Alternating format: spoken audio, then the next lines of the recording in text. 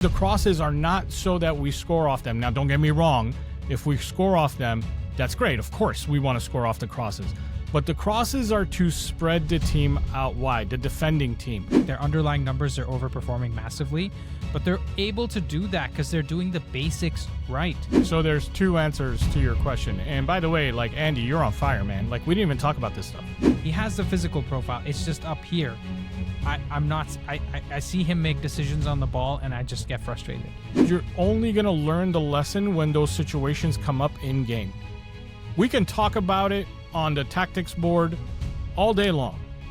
So he has to make those mistakes for him to learn from them. I'm loving this conversation, Semeex, because I genuinely feel like this is something that nobody's talking about. Nobody has talked about. What's up, YouTube? Thank you for joining us once again. Episode 2 of the Three Devils podcast today. Unfortunately, with the holidays, James was busy and couldn't make it, so it's just going to be the Two Devils. But believe me, we've got a hell of a show planned out for you. After yesterday's game, some things are on both our minds, on both our hearts and souls, and we can't wait to share it with you. Andy, let's just get right into it, man. Everton, we lost 1-0 with 10 men. Everton, we couldn't find a goal. I believe they were down to 10 men for over 70 minutes too. First thing I want to do is ask you about your thoughts, summarize the game for me, tell me what you're thinking, and then also include a little bit of a review of players that I haven't seen you talk about on your channel.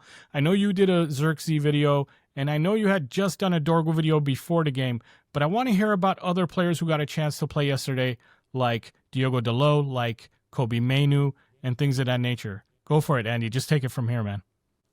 We were horrible. Next question. We were so bad, dude. I mean, that has to be, honestly, the vibes I was getting from that game was Bilbao. That was as bad as the game against Tottenham. I know Tottenham scored like in the 40th minute in the first half or something, whereas these guys scored in whatever, 20th minute, something like that. We were playing against 10 men for 77 minutes. Let's just talk about the red card for a second. The weirdest red card I've ever seen. Somebody slapping their own teammate in front of the referee. Can I just say my favorite part about that red card was that after the game in the post-match interviews, both managers said that that's the kind of passion they want to see in their own teams. Neither one of the managers basically voiced like well, I wouldn't like that. Even Ruben Amarim was like, if one of my players gets mad at one of his teammates for not making the right pass, I would like that. He said he didn't like the red card. He went a step further. He said it shouldn't have been a red card. And guess what? I think we would have played better against 11 than we did against 10. So maybe that was, tactical genius, tactical masterclass from Moyes and Gay. Because that's the weird part, right? The oldest player on the pitch across both teams did that. He's 36 years old. He's older than Casemiro. He's the biggest unk that's out there. And he does something like that. Honestly, man, my summary of the game is I think the international break had a big impact on this. We all know like international breaks and the impact they can have. We've seen it before. It just depends on which team it has a bigger impact on. And I think a lot of the Everton players didn't go on international break. I think, in fact, Gay and Iliman and Jai, those guys played for Senegal. I don't know how many more players from the Everton squad did. So that just seemed like we were very sluggish, and there was not one player. I was the most disappointed by Bruno Fernandes. I know you said you wanted me to talk about the other players that I haven't talked about, but I have to say it. Like, I've been the biggest defender and supporter of Bruno, and he let me down, right? I don't care about the other fans. I don't care about whoever else is there. He let me as a fan down because the stuff that he's good at doing in terms of stringing passes together, basic stuff, he wasn't able to do. He wasn't able to break down a 10-man defense. In terms of Kobe, he came onto the pitch. He didn't make us look worse. So there's that, but he also didn't make us look any better. I'm glad that he got the minutes under him, but I think it's a situation of, Joshua Xerxes, where everybody's getting on his back. I don't know if you've seen it, Semeex, but my video, I talked about Xerxes was actually decent, right? Considering that he's played his first 90 minutes, that was his first start. I thought he was okay. But people are getting on him like he's not meant for this club. We want to sell him. guys, who else do we have in the squad? We don't have any players. There was no Cheeto Obi on the bench. There's no other even half striker that we can play instead of him. You guys want to get rid of him. So those are my thoughts. I know you asked about Dallo as well, but I'll turn it over to you, Semeex. From the game that you watched, what did you think about Xerxes and Manu?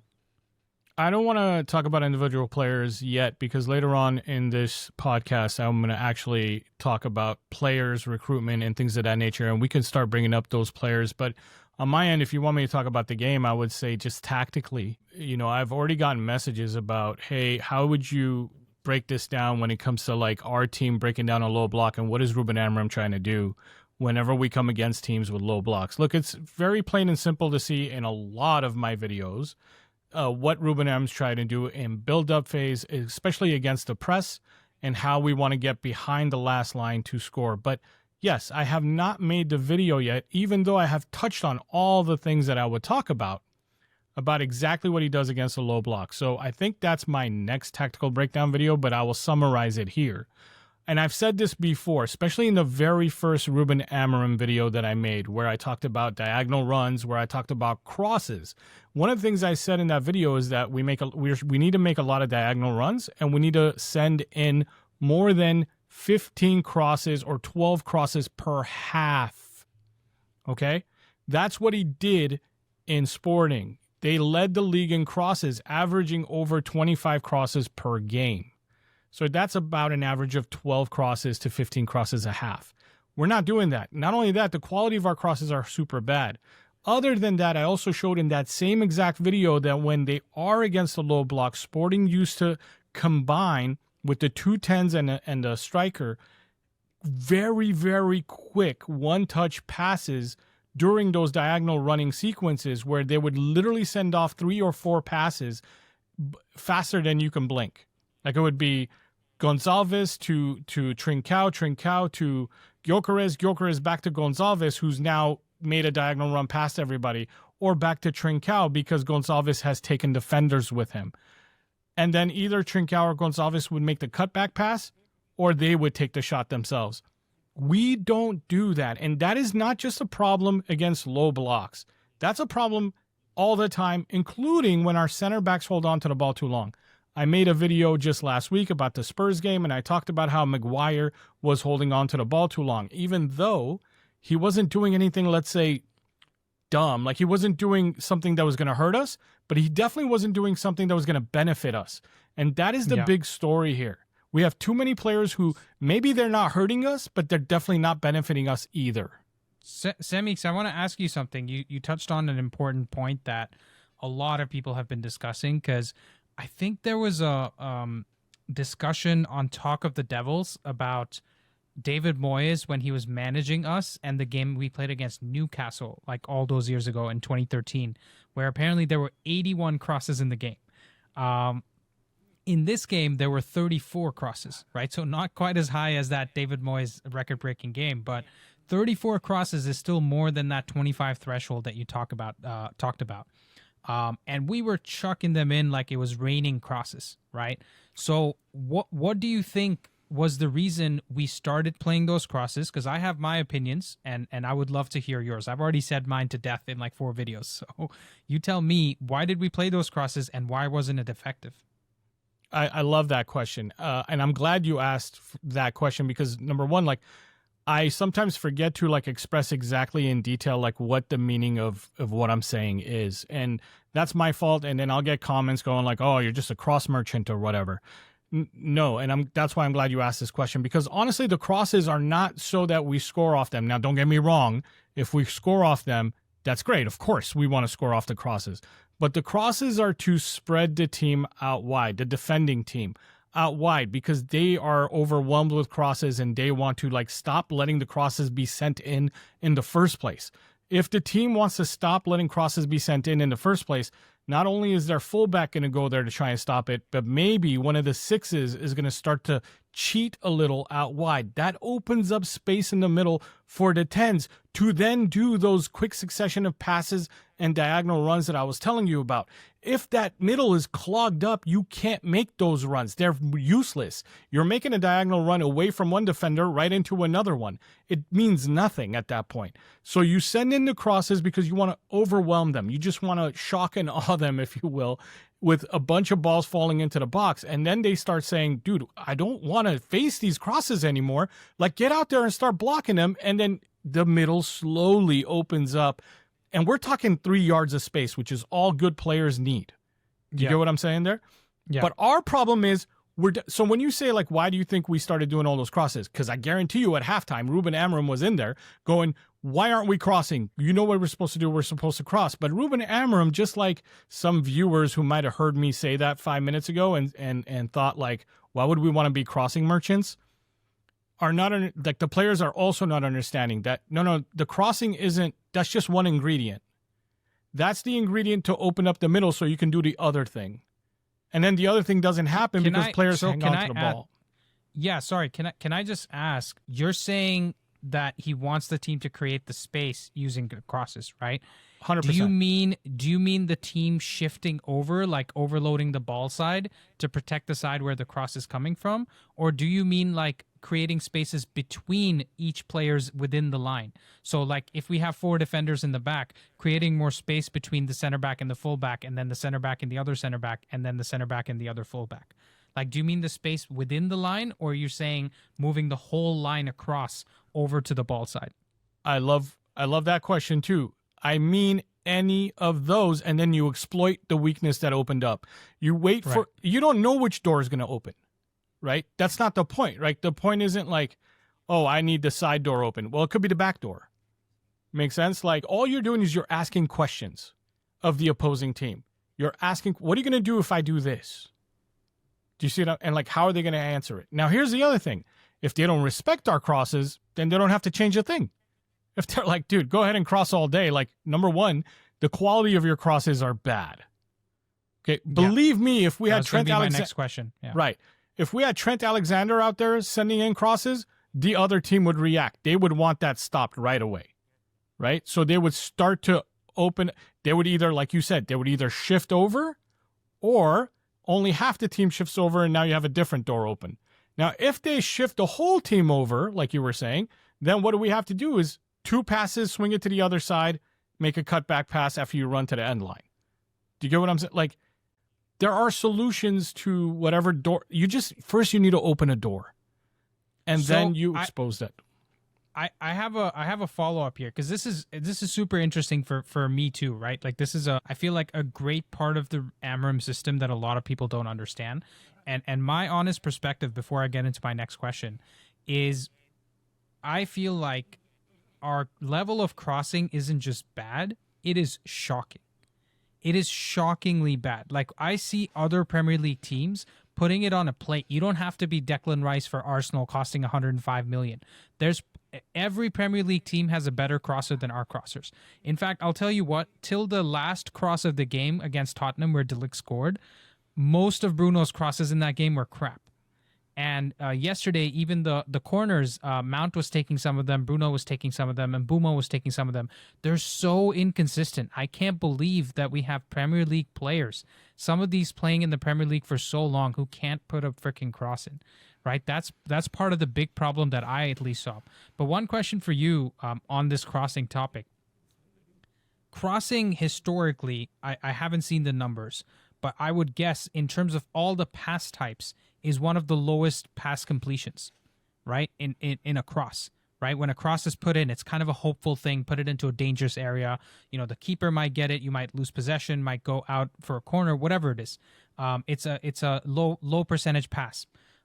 So when you're saying that keep putting crosses in so that it's, let's say unsettling the other team and creating space for us, what if you're just putting in the crosses and they're just going to the other team? Because the idea that I can see from what you said is, let's say if you don't hit your man, it's at least going to the other wing back on the other side. right? And then maybe he can, create some space, work with the other players to put in another cross, and then it goes to the other wing back. But in many cases, especially with the quality of crossing we have, the first cross just goes into Rose Ed, and we're done.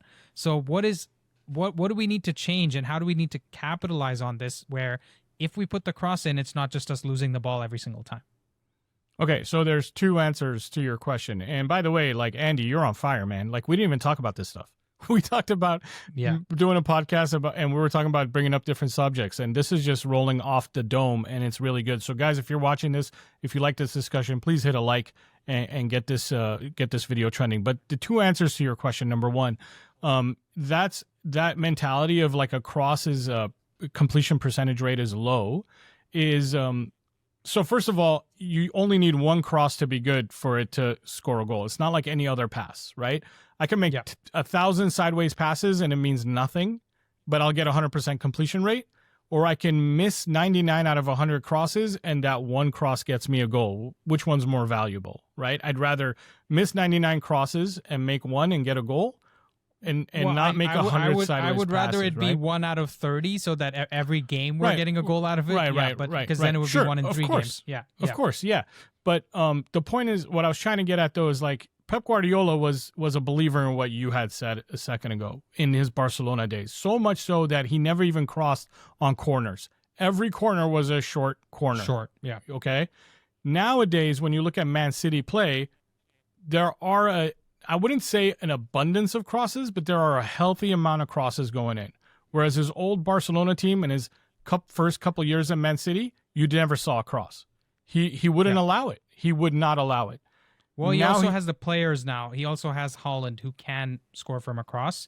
So that is him adapting to the style of players he has. Whereas, the Barcelona team, I know Messi scored a header against us in the Champions League final, but I'm just saying, like, generally they didn't have very tall players, and even with his early City days, it was Sterling, Aguero, those types of players, right? That's one way to look at it, but there's also a way to look at it where you can say, why did they even recruit Haaland in the first place if he's not a Guardiola player?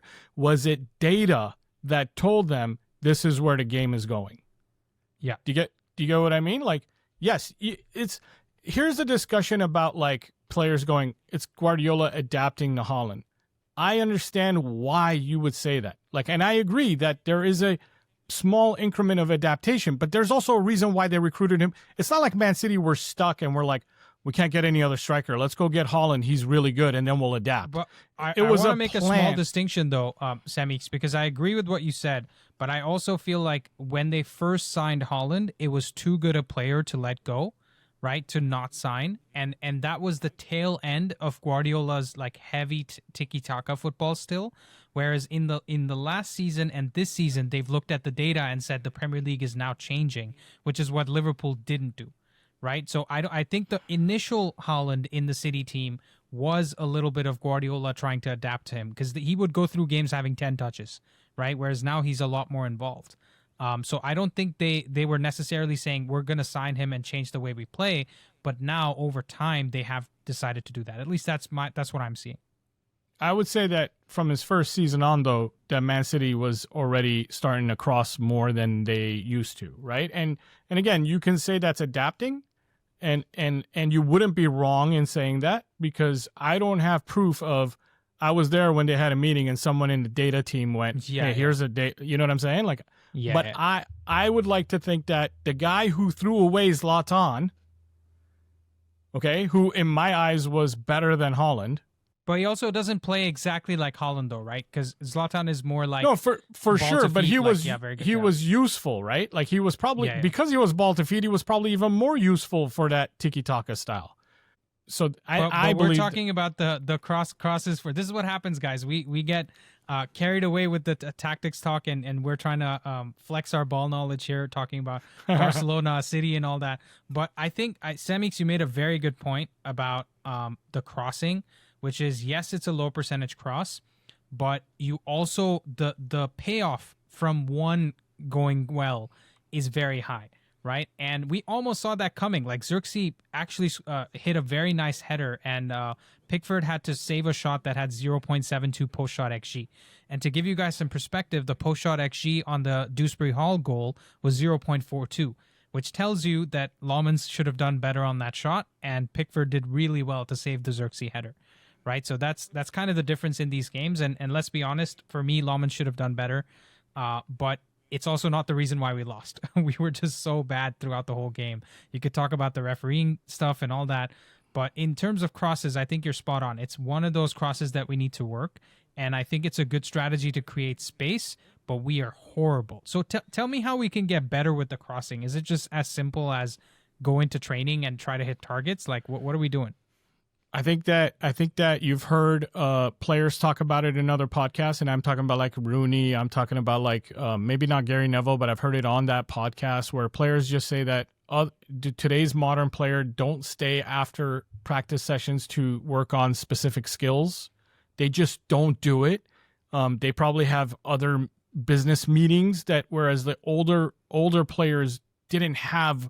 Like football came first. They didn't have other meetings to go to. Do you get what I'm saying? Like they were just. It's almost football. like us when we were kids growing up. There weren't like iPads and computers and all that, so we would just like take a ball in an alley, just kick it against a wall or whatever, right? That type of vibe. I've heard Berbatov say it in podcasts where he's like, I just don't think people are working on their first touch enough. And then I've heard Rooney.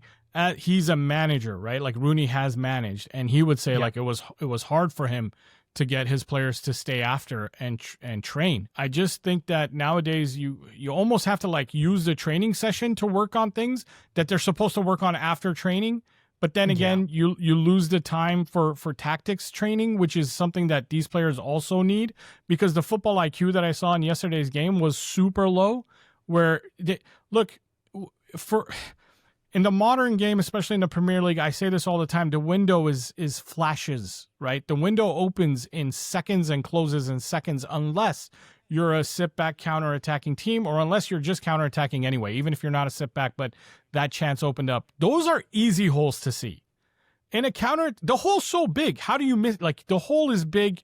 It's easy to see. Don't get me wrong. I saw it in the Spurs game where Dorgu was missing those holes. You and me both mentioned it in our tactical breakdown videos when Dorgu didn't hit Bruno or Mbumo on those diagonal runs. Mbumo on the overlap, yeah. But he had chance for either one of them. But yes, and even Bruno was standing there with his hands up going like, what the hell? Like how much bigger of a hole do you need? You know what I mean? And time do you need? But this is the problem. And I don't mean to pick on Dorgu because it's not just him. The problem is even when the holes are huge, some of our players miss it. And we expect them to see the small holes in like a second. These guys are not there. Yeah, when Semeex says holes, he means space, right? Just so you guys are not getting confused with the analogy. He means space. Like the space is there for the pass to be played into, and it seems rather obvious. And that's my problem, right? That's my problem, Semeex, where I see even like a Sunderland being able to put a good cross into the box. And I'm like, yes, they're overperforming their expected points massively, right? Like their underlying numbers are overperforming massively, but they're able to do that because they're doing the basics right. We're not doing the basics right, and that's what pisses me off. And, I'm loving this conversation, Semeex, because I genuinely feel like this is something that nobody's talking about. Nobody has talked about crossing to this level of depth when it's such a key part of Amarim's build-up, and it's such a key part of how he wants to play football. You know what I'm saying? And I want to ask you something else. Like, we're just going to go completely off script today because I'm enjoying how this is going. I feel like people are tuning in to learn about tactics, and they want to know what the team can do better. Okay. We're playing the next 4 games against either low block or mid block teams, against coaches and players that want to make it difficult for us, that want to be physical against us. Basically, a carbon copy in many ways of the Forest game and of the Everton game, right? Because we're going to play against Glasner. He's twerking for the United job as much as anybody else, so he's going to want to lay one on us. We have Adam Wharton, who wants to do well against us. Then we're playing against West Ham. Let's not forget, Nuno did very well against us last year with Forest.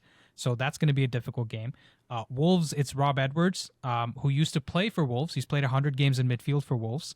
And he was also the academy or the youth team coach for them before he started his managerial career. And then we're playing against Bournemouth, which might actually be the easiest out of the 4 games because they like to press their pressing team and we do well against pressing teams. So the first 3 games out of that, it's going to be very physical. It seems like intensity was a problem for us against Everton. It was a problem for us against Forest. How do we fix this, bro?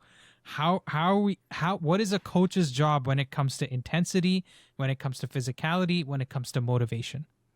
Tell us. So, look, I think that our manager, just making a read here of what I see of his personality and understanding like what you have to do as someone who needs to be motivating, right? I think our manager has tried the nice guy approach. I think he's tried the I'm going to punch the TV and show you how actually mad I am approach. TV, yeah. And he even got to the point after the Grimsby game where he was like, I'm done. Like, you guys are showing me who you are and that you don't want me. Like, I'm done. I honestly, like, to answer your question, no one in their right mind can answer that question with complete confidence. I don't know the answer to that question. All I know is he's going to be telling them, guys, you need to move the ball quicker. You need to make your decisions faster. We train on this every single day. I don't want to curse, so I'm just going to bleep myself there. Yeah. You get what I'm saying? And like, yeah, he's going to get there and be like, yo, like, if I were him, I would be like, today, he's not going to do this though, but I would be like, today, I decide if you're ever playing for this squad again, or if one of the academy kids is playing from now on, and you're just like, you can just go home and pack your bags because this January or summer, you're done. Do you get what I mean? Like, that's where I would go. Now, something he said in his press conference is, I don't even care if we lose, but I want to see the intensity. He literally said that right after the Everton game. Yeah. Okay. He said, like, you can lose in a good way. And he's like, we weren't ready to play this game. Right? He even said after the weekend's results, you should be excited to play. And he said, in fact, if I remember correctly, he said we had seen all the results play out. We had an opportunity because so many teams around us, Liverpool lost, Tottenham lost. We would have been 5th right now had we won that game. And it was such a tap-in because Everton were crap. They were one of the worst teams I've come to see play against us, and we were somehow worse than them, even though we had one more player on the pitch. I was sitting there in my first ever watch-along in 15 months' time or whatever, because the last time I did it was a while ago. So excited to see something that I could talk about. And Everton, every time they tried to counter us, they couldn't string together 2 passes, bro. I'm not shitting you. If that was Brentford, we lose 3-0. If that was Crystal Palace, we lose 3-0. If that was informed Liverpool from 2 seasons ago, even with the man down, we get spanked 5-0. That was the type of Eric Ten Hag, what the hell is the team doing type of performance. And I don't know how much because everybody's saying it's 100% Amarim's fault. I've seen so many people in my comments saying it's Amarim's fault. What is he supposed to do? Because from your answer, it sounds like the motivation has to come from the inside. It has to come from here for the players to actually do something. Okay, so the whole thing about it being Airman's fault. Okay, so here's my answer for that. A lot of football fans actually think they know football, right? Like, and it's okay. Like, I get it. It's justified. Like, you can't watch something and think you don't know anything about it. So a lot of football fans have this notion that football is simple. You either win or you lose, and if you lose, unless you can obviously tell, like, which player dropped the ball, if you can obviously tell, like, the goalkeeper scored a goal on himself or whatever, you know what I mean, like a big error, then it's the manager's fault, right? Like, automatically, if they can't tell which player dropped the ball and every player misperformed, then it's the manager's fault. The way I put it when I describe a coach's job or how to judge a coach or whatever, I say, like, it's hard to judge a coach unless you know what's going on the inside and unless you know what you're seeing with your own eyes, unless you know the sport. And if you just think about it as like a band, if you hear a band play badly, you automatically think the song is terrible. Like, if you think the tactics are terrible. But if the drummer is off the right tempo or the guitarist is out of tune and the singer keeps missing notes, the song will sound awful even if it was written by like a musical genius. The answer isn't always burn the music sheet and sack the composer. Sometimes the answer is rehearse more or change the players or get better musicians. With Amarim, the song, the tactical idea, I think can be strong. But if certain players are off the tempo, they don't understand their part, and they don't have the technical level to hit the right notes, you're going to see what we saw against Everton. There's no finished product. And the problem is, just like a band, it doesn't matter if one or two of the players in the band are playing perfectly. If the other two are not, the song sounds like crap. Does that make sense? No, it absolutely does. In fact, I'll tell you my one worry, right? Because a lot of people, guys, Goldbridge is begging for a reason to be Amarim out. It doesn't make good business sense for him to say that because he knows it'll be too early. He's begging for a reason. Gary Neville is still asking for Amarim to change his system, even though it's the same system he praised when we beat Liverpool after 10 years. Okay? So this is the type of shallow analysis you're getting, out elsewhere. But what I don't understand is there's a saying in the market, right? I don't know if you guys invest in stocks much or, have any interest in finance at all. But there's a saying in the stock market that goes, the market can remain irrational a lot longer than you can remain solvent. And what that essentially means is you can come out and say, listen, Tesla stock is overvalued. There's no way. Or we're in an AI bubble. Let's talk about something relevant, right? We're in an AI bubble. Everything is going down. Let's sell everything. And you could still see 6 months of the market going up, up, and up, and you've missed all the gains. And you decide, oh, you know what? In the 5th month, maybe I should come back. Then you've just lost all that money or all those gains. And then you lose the money because after that, it goes down, right? So my point is, Amarim could be the right guy. Me and Semeex definitely think so. A lot of you that are watching definitely think so. But it's also possible that the players just let him down and they never figure out the system and they always make us look bad. And then we end up sacking Amarim and it was the wrong thing to do, right? So that's my biggest worry about Amarim if you're talking medium term to long term. Because I don't know how you feel about this, Semeex, but I feel like if we don't get any Europe this season, he's getting sacked. Maybe, but one thing I want to, and I understand it, if they sacked him, I would almost be like, oh, maybe they just had to, they had to make a move. But I hope it doesn't happen, and I hope we do get Europe because we do something in January. But something I want everybody to realize is that this manager has taken over a team that was historically not doing well. He let go of 25 players and brought in another 20. And he rebuilt the team into the kind of squad he would need, and then he won a title, right? But let's throw that out the window because that was at Sporting, yeah. Let's throw that out the window because everybody's going to be like, oh, Portuguese league is so much easier than the Premier League. Fine, let's throw that part out the window. Here's my next argument: Arteta has brought in around 30 players to get Arsenal to the level they're at now, and even in his first year at City, Pep inherited a title-winning core and still cleared out more than a dozen players and brought in 16 before lifting another league title. I want you to remember, he got rid of 12 players and brought in 16 before winning the Premier League. That's Pep Guardiola. Turnover. Yeah, that's 28 total changes to the squad. So when people say, and this is what I'm hearing people say now, I heard it from a certain big YouTuber that you just named. Arteta had time to build his team. You don't want to take his name? You said it already. Bro. Cat's out the bag. This is going on your channel. Cat's out the bag. Just say it. Say it, Good Semeex, morning. Say it. Good morning. Welcome to... Arteta had his time to build his team, he said, but at least you could see what he was trying to do. That's what he said. You can't see what Amarim is doing.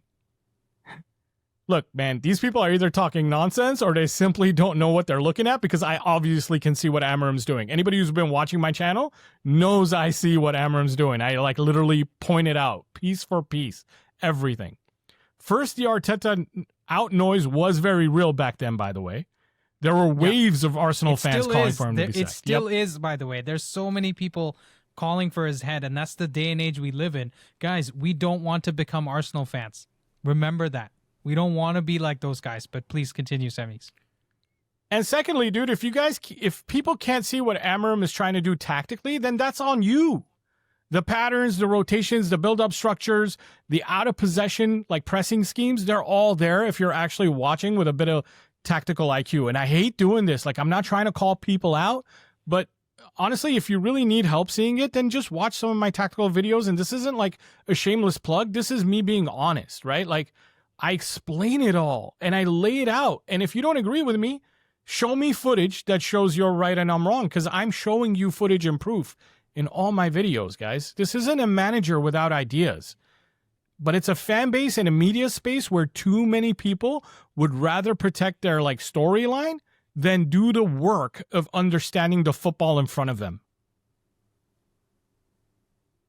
Yeah, maybe that was a little rough, but no, I hear you, man. And the problem with me is that a lot of the comments that I see is too reactionary, and it also treats Amarim like some guy they picked up off the street just to manage the team, right? Because you think if it was as simple as just tell the players to be better, he wouldn't just say that, or he isn't already saying that, right? You guys make it seem like there's an obvious thing that he should be doing that he's not doing, right? Because Goldbridge comes out. Yeah. Let me cut you off right there. Just one thing that I will say to anybody before they tune out, if they're like on the fence about Amarim and they don't like this pro Amarim talk, I will give you one thing.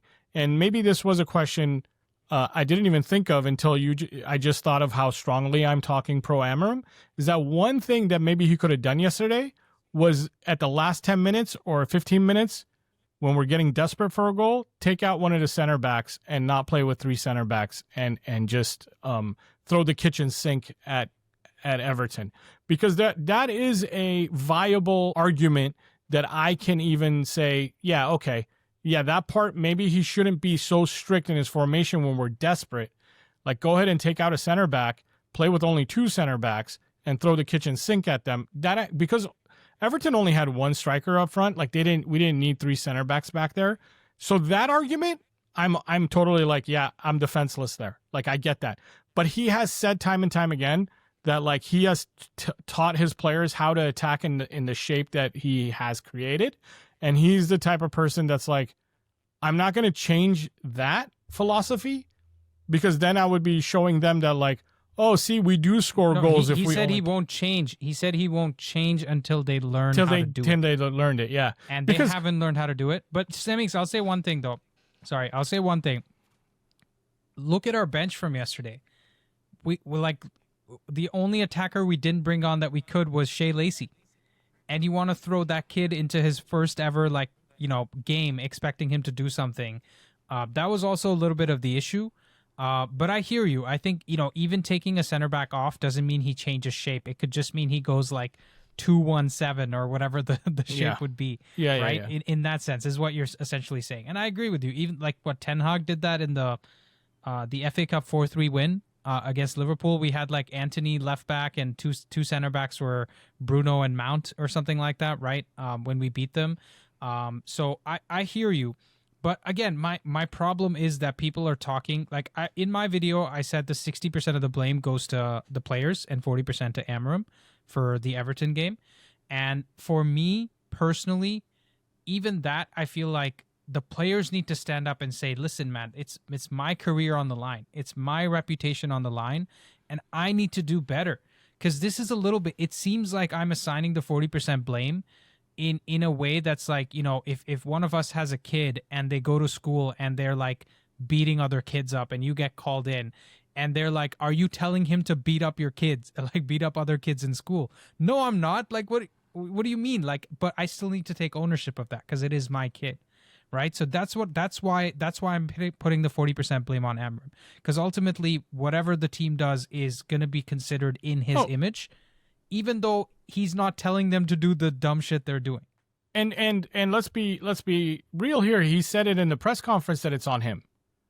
He said that it's my fault. He took 100% ownership. Yeah. He said it's my fault. I need to train them to be more smart to understand the situations in the game and what they're supposed to do in every situation of game, right?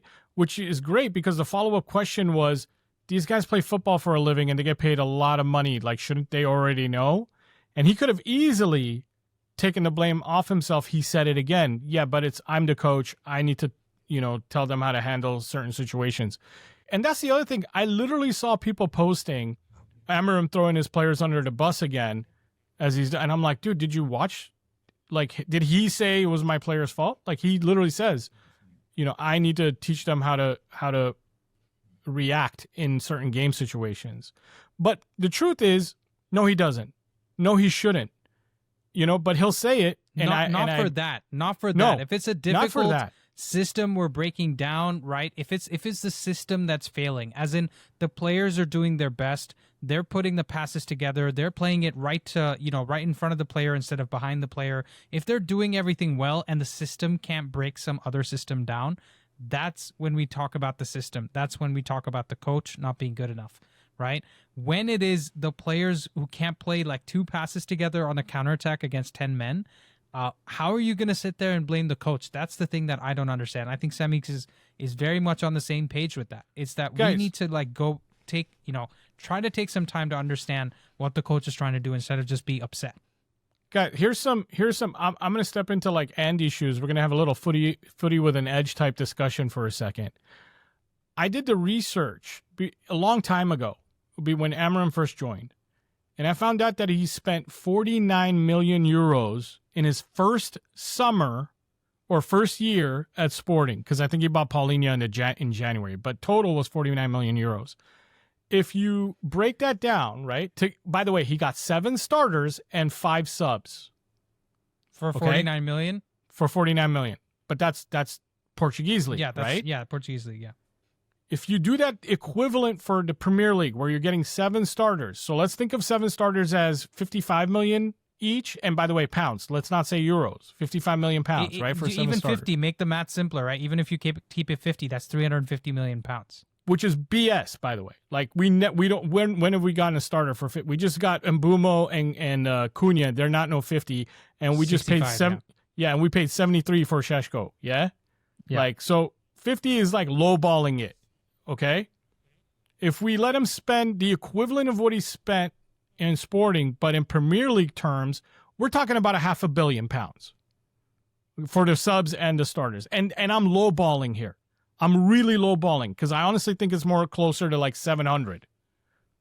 Okay, that's what it's going to take. Even net, you could say net is 400 to 500. Actually, me and Rishi on the Stat Patters episode, we talked about this in relation to the squad cost ratio, the new financial rules that have come out. Yeah. And based on that, we actually do have the ability to go spend 350 million in the summer. Yeah, sure, but that's not enough. But even that's not enough. Like, people are going to get mad when I say this, but it's not enough. It's a step in the right direction. We're not. This is why I keep telling people that we're 2-3 years away. We're not 1 year away. Do you get what I'm like? I want you to remember that we spent 200 and I think it was like 250 million this last summer, and Liverpool spent double. Liverpool spent double, 400 something. Do you get? Like literally double, if I'm wrong. They look horrible. After spending that after winning the title. That's a whole different story of like not building a squad like not understanding what they already had and nurturing that instead of like, I don't know what the hell they were thinking, but whatever. It doesn't matter. That's their problem. I'm happy that they're drowning. That's great. Yeah. But my point is that if we want this man to do what he did over there in Sporting, and here's the other thing you have to keep in mind. If we're going to sit here on one hand and say that's the Portuguese league, it's easier to win that league. Okay? It's easier to win that league. He did it with 7 starters and 5 subs. If it's harder to win this league, and we're going to stand by that argument, he's probably going to need 8 or 9 starters and 6 or 7 subs. So now we're talking to 800 million easy. Do you get what I'm saying there? We can't be sitting here. And by the way, that would only bring our numbers up to what Pep did, to what Arteta did. So that's not me saying like, oh, why does it take that much money to do that? If your argument is why should it take that much, then why did it take Pep that? Why did it take Arteta 16 players? Do you get what I'm saying? Like, just to add on to your analogy there, people are calling Amarim talking about Amarim like he's not even good to manage in the championship. So if he's a worse manager, then he should be spending more money. Right, than Pep and Arteta. If you think of it logically, but if you're not going to sit there and say like, why would I give a worse manager more money? Well, because he needs it more than Arteta does, right? Or Pep does. And we're not even saying that. Like I'm saying, no, I'm not saying that. Amarim's ceiling is that he can go toe to toe with those guys, right? Because he's coming in with a system. In fact, I'm telling you this, and mark this date, mark this time, whatever. If Amarim's project is successful, in 3 to 5 years' time, we will see plenty of other coaches coming into the Premier League playing the same system. It's going to be revolutionary in that sense because nobody else is playing the 3-4-3 like he plays the 3-4-3. Like not many coaches in on the continent are doing that. Like Conte's 3-4-3 was different, Tuchel's 3-4-3 was different, and this is a brand new system that we haven't really seen much of before. So, and time will tell whether he actually will be successful. But if he will, we'll see other coaches doing that. In fact, there's rumors that Liverpool want to switch to a 3-5-2. And that's why they bought Isak and Ekitike to play as the two strikers. That's why they bought Kirkez and Frimpong to play as the two wingbacks. And they want to play a 3 in midfield. But there's going to be a lot more teams starting to play a 3 at the back. You watch this. I think once they sign Gehi, they'll be switching to a 3-5-2. Yeah. Or get maybe one more center back. But I think that it is. Look, now that I've studied his tactics and his system for as long as I have, and I'm starting to see more of the patterns. I sit there and go, dude, if this was perfectly run, how do you counter it? I'm not saying there's no way. Somebody's going to figure out a way. I can't figure it out. I'm not that smart. I can figure out what he's trying to do, and I can think of damn, how do you counter that? That's going to expose, if you do this, they're going to do this. If you do this, they're going to do this, right? And that's why they were unbeaten is not even the right word when you talk about his Sporting team in the last year. Because they were running like a well-oiled machine where they didn't even draw a game. They won every game. So unbeaten is not even the right way to say it. Do you get what I'm saying? Guys, I need to know if Ineos is really going to back this man. And I need to know if the date... Look, I believe that they were waiting for the data team to be built up even more for them to put their money where their mouth is. They were scared of, if we spend all this money...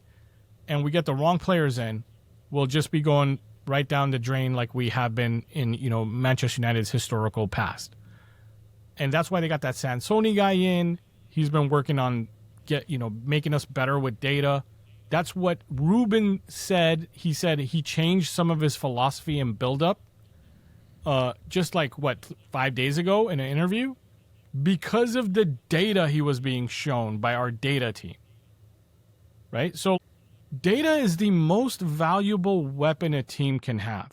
It's why Brighton... Sorry, guys. Sorry, Semeex isn't saying we changed the system. Okay? He changed certain things about how they build up in a very specific sense. Okay? That's not changing the system because we'll have Flex in the comments talking about, you guys change the system or whatever. No. But yeah, so continue. And actually, against Everton, we barely went long. I don't even remember if we went long. I don't think we went long. Against Everton. We did. So there was no pressing. Why would we go long? Yeah, I'm not talking to people who don't understand the difference between system and strategy. I just don't even want to have that conversation. System and formation, right? Tactics and strategy are two different things, and people make them the same. They're not the same. I have a set patterns, set rules, set tactics, but depending on the opponent I'm playing with, I'm going to have a different strategy of how I'm going to use those patterns in those tactics in the formation that I'm in. But that happens every game. Even before we went long, he had different strategy for Arsenal. If you remember the Arsenal game, Bruno was sitting up in the middle of the field a little bit more. We weren't really building the diamonds on the sides because Arsenal was trying to stop that from happening. So our goalkeeper was hitting ping passes right to Bruno, straight up the middle, where Zubamendi had to catch up because he was trying to overload one side to stop the diamond from happening. The next game, we never did that pass. In the Arsenal game, we did that pass 7 times because that's what it called for. So strategy and tactics are I want to ask you, Semeex. I think this is the natural next question, which is we've talked about Ineos, we've talked about what's wrong with the team, and we've talked about the quality not being there with the players and what Amarim actually needs to succeed. In January, what are the positions? I don't want to talk about players. I don't want to talk about the budget. I don't want to talk about realistic. You tell me your wish list of, let's be realistic about the number of players we can get. Let's say 2 to 3 players, right? But don't talk about the price. Don't talk about the actual player in mind. What positions would you improve in January to get us into Europe by the end of this year? I would say that a central midfielder with legs that can cover a lot of ground, but that can also carry the ball, And like, Okay. so a younger profile than Casemiro, someone who can really burst through open spaces. Progressive carries. Yes. Number one thing, and has a defensive awareness in his positioning when we're off the ball. Uh-huh. Okay. So that guy, which is findable. It's not, I'm not asking for the next, Do you see that in Joao Gomez, or you see some of it and you don't see all of it? I see some of it. I don't see enough progressive carries in Joao Gomez. Yeah, same. I see the fight. I see the pit bull in him, and I love it. I love the fight, and I love, like, I don't see enough of his defensive positional awareness. He's very good at hustling over, but I wish he was there a second earlier. Do you get what I'm, like, I wish he had read that situation a second earlier, but he's very good at making up for it by, like, hustling. Is he better than Ugarte on the ball, though? Do you think he's way, good enough? Way better than Ugarte. I'll be honest. See, the problem we have right now with the midfield when we're talking about specific players is we have this ability to make our players, the ones we have, look so bad that we're like, get some dude off the street and he'll be better, right? And speaking of data, speaking of all that stuff, I don't want us to make those mistakes, right? Because even, it sounds weird to say this, even if we're going to sign Joao Gomez with the expectation of us getting into top 4 because we made that signing, but it turns out to be the wrong signing, we could go backwards, right? And that's what we've done in the past. We've gone backwards by making the wrong signing. The Sancho was the wrong signing. Anthony was the wrong signing. Even Lisandro Martinez, in 3 seasons, he's played less than 100 games for us. Very injury prone, right? And we ended up overspending like 30 to 40, like 25 million on Lisandro Martinez. And combined with Anthony in the same summer, we paid Ajax like 60 million more than we should have. So I don't want us to make a wrong signing just for the sake of getting something through the door. But you said midfield. Tell me another position you want. But I just want to make something clear. I want Joao Gomez in January. I want Joao Gomes in January for sure, because I want Joao Gomes to be, at the bare minimum, 2 years from now, our guy off the bench. Yeah. At the bare minimum, he's challenging. Let me put it to you this way. I feel like that's a hungry player who definitely is going to challenge during the training sessions to let everyone know that if you want my spot, if you're going to send me to the bench, you better be working hard. Do you get what I'm saying? Like, that's what I want. I meant that more in general terms. I wasn't saying specifically about Gomez. I was just saying, like, if he's not our guy, based on because the team has more information than you or me, right? Yeah. And from the vibes I'm getting from Jason Wilcox, from Sir Jim, from all the decision makers, there's actually a structure of a proper organization making decisions. It's not just, let's just hope this works, or this guy's going to sell a lot of T-shirts. And so we're going to go sign Joao Gomez if he's the right guy. And if he's not the right guy, I don't want them to sign him. That's kind of the point I'm making. So I hear you for sure. He's got the fight. I even like Andre, the guy who plays with him in Wolves. I think that guy's pretty good too. The other guy I like, again, a decent Premier League midfielder who can put in a cross, is Ryan Yates.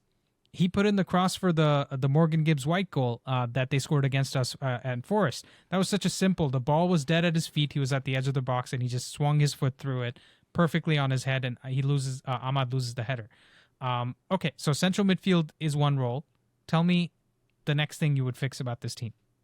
I think I know where you're going with this. You already know. Everybody should know. Anybody who knows me knows, like, we need a left wing back, and we need a left wing back that can carry the ball and cross the ball and take people on the dribble. I need a left wing back who's more winger than back. I've said it over and over again. Like, I need a winger who can track back and defend. I should stop saying I need. Ruben needs. Okay, look, Ruben had Pedro Porro. He had Kenda. He had another player at Sporting that his name Maxi Araujo. I need one of those, but Premier League level. Do you get what I'm saying? Like, if you're going to sit there and say the Portuguese league is worse than our league, yes, you're right. I need those traits and a better player. I don't want that player. Do you get what I'm saying? Like, Nuno Mendes, bro. Nuno Mendes. Blank bro, checkbook. we missed out on Nuno Mensch like you won't even believe. Like, the fact that we didn't fight for him and just offer whatever, like, I'm already mad about that. I'm already mad about Joao Neves. Joao Neves instead of Yep. Ugarte that summer where we could have got Joao Neves instead of Ugarte. We subsidized that signing for PSG. We gave him 50 for Ugarte. They paid 70 for Joao Neves. Yeah, and I know. they paid essentially for 20 million. They got an upgrade on Ugarte. I know, which is man. like the dumbest thing. We wouldn't be talking about central midfielder right now if we had that signing right. We'd be talking about a different central midfielder. We were talking about Bruno's replacement. Do you know what I mean? Instead of Cass's replacement. Yeah. But anyway, my point is, you said, what if we could sign 3? I don't think we can sign 3. But if we can, just tell me. It's a thought exercise. Tell me who the third position it would be a ball playing center back. Which one? Left, right, center? Honestly, at this point, it would either be right or center, and it would be someone who knows how to ping a pass and make decisions quickly. Like I need the center backs to, not me. I keep saying I need. Ruben needs the center backs to quarterback the team. You know, there is no like Pirlo role, even though that's what Bruno's trying to do. He's trying to, you know what I mean? But that's not this system. This system is quarterbacked by the center backs. Yeah. So am I hearing you have a bigger problem with Euro or you have a bigger problem with De Ligt? Because I could see the argument going both ways. No, I could go with left center back too. Yeah. Honestly, I should have probably said left center or right because it doesn't matter. I don't care because I don't think of a center. I feel like Euro is going to come really good. And I feel like De Ligt is definitely someone I wouldn't bench right now. And I almost can't bench Shaw because of how well he's doing in some of his performances. So right now I'd probably bench Euro, but Euro is one of my favorite players on the squad. So benching Euro is just based on the technical qualities. He seems like the best guy, and I hear you on Dorgu as well, because I know we were initially gonna make this whole podcast about Dorgu, but thank God we didn't. Not because I don't like that topic, because I enjoyed a lot more of what we did today. And guys, if you're still watching, come on, smash the like, show us some love, and subscribe to both channels, because we're working hard just for you. And it's, we do enjoy these conversations, but we are doing this so that the wider community can understand what is happening, and we're not just as frustrated as all the other talking heads that are out there feeding you the negativity day in, day out, right? But Dorgu, let's talk about Dorgu for just about a minute. For me, I agree with you. He's more back than wing right now, right? But the thing I see with him is that he has the technical profile that can be wing and can be back. In terms of his back part of the game, he is like the best in the league. I did you saw my Patrick Dorgu video. He is number 1 across all Premier League players for duels 1/90, right? And that physical profile is kind of hard to find in a wingback. People talk about Alejandro Grimaldo at Leverkusen. I'm worried to death that he's going to look just like Telles did when he came into this team. Because Telles has a very similar profile as this guy, right? He's kind of weak, like not as much lower body strength, and could get bodied by tackles. But Grimaldo, his crossing, man, his creativity, it would be so good in this team. The reason why I like Nuno Mensch is because he is physical.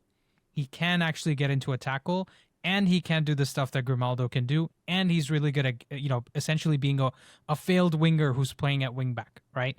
Is who Nuno Mensch is. So that's my problem. I think with Dorgu, he has the physical profile. I think you see it too. I'm not saying some like rocket science here. He has the physical profile. It's just up here. I see him make decisions on the ball, and I just get frustrated. Can I tell you? I'm there with you. Can I tell you from experience? That's the hardest thing to teach a player. The hardest thing to teach a player is how to think properly. I can teach a player how to do anything else in my sport that I coach, but I can't teach a player how to think properly. I shouldn't say can't. It's harder. You can get there, but it takes a lot more time and effort from the player's part. And the reason why it's harder, Andy, is because you're only going to learn the lesson when those situations come up in game. We can talk about it on the tactics board all day long. So he has to make those mistakes for him to learn from them. Time again. And here's the problem. Once the mistake's been made, I hate the sorry hand up. I hate it because you know what I like? I like another teammate getting in your face. Because believe me, the next time you don't make that mistake. So you wanted somebody to slap Dorgu is what you're Not telling slap. me, and make it a 10v10. Roy Keane wouldn't slap, but Roy Keane will get you in the face, like get in your face and be like, pull your head out of your, you know what? Yeah. And next time, didn't Rio say this recently? Rio said this, right? I heard somebody else. Oh, in one of my lives yesterday, Rio said that the second or third game that he came in from West Ham, he played a pass out to Gary Neville. Right, he just passed the ball out to Gary Neville and build up, and Roy Keane absolutely laid onto him on the pitch. And like, this isn't flipping Leeds or West Ham, you such and such. You're at Man United, get your shit together. And he's like, dude, I just played a pass out to the right back. Like, what's wrong? And then he's like, oh, because this is United, so that means I need to take risks, right? I need to do more than what is expected of me, and then just to do the simple thing. And I guess that sums it up nicely, right? Our team, not only can they not take the risk, like play the right cross, exploit the spaces, move people out of position, we can't do the basics right. So how can you expect them to like live and breathe the Amarim system and execute it to perfection? I think one of the biggest things you just said, which I wish we brought up earlier when we were talking about the Everton game, is taking the right risks at the right time. And then not messing up that chance, that risk, not messing up so bad that it ends up being a counterattack from the other team, and then every fan is sitting there going, why'd you even make that pass? Now we're getting counterattacked. The point is that, like, you don't make a fool out of yourself when you take the risk. Like you're taking the risk, and sure, it might not work out, but the quality on your my camera just lost focus. The quality on your pass isn't that bad, right? Like your camera just had a Dorgu or a Dallo. Went out of my camera doesn't agree with me. Oh, by the way, if anybody doesn't agree with any take that we've had all day today, guys, leave it in the comments. We'd love to interact with the comments, especially on these podcasts where there's more than one of us. Believe me, Andy will be reading these comments just as much as I'll be reading these comments. So leave it in the comments, and thank you so much for watching for this long, if you have been with us for this long. Andy, is there anything else you want to bring up or talk about? Do you want to talk about the next game, or should we just leave that alone for now? I think this is a nice place to wrap it up, dude, because this is, guys, we didn't plan about talking about like 60% of this. Okay, this just kind of went into a tactics discussion. No, like some of the stuff we did. Eventually we came around to it. But I love this. I love this podcast, dude. I think this was our best one yet. I know it's the second episode, right? We finished first in a race of two, right? But I'm just saying this was a great conversation, and I think if you guys want us to do like another episode where we do like the preview to the next game or something like that, because I think this would be a good idea moving forward, where we dedicate a decent chunk of time just breaking down like what could have been done better in the game that just happened. Because even like, for example, if we did this in the Brighton game, right, Semeex, we won that game 4-2, but we looked real shaky despite being 3-0 up, right? And we conceded the two goals in quick succession. And it was kind of like, even if the team and the tactics were being executed properly, from a fan perspective, we were like, oh no, right? So there's a lot of things that we could do in terms of review and preview. But if you just tell us what you want to see from us, right? That really helps. So what Semeex said, get in the comments, leave your feedback, tell us what you liked, what you didn't like, and we'll take it into note, and we'll try to do better every episode. But yeah, for now, thank you guys for watching. Yep. And don't forget, you guys made this podcast happen. Peace. Peace.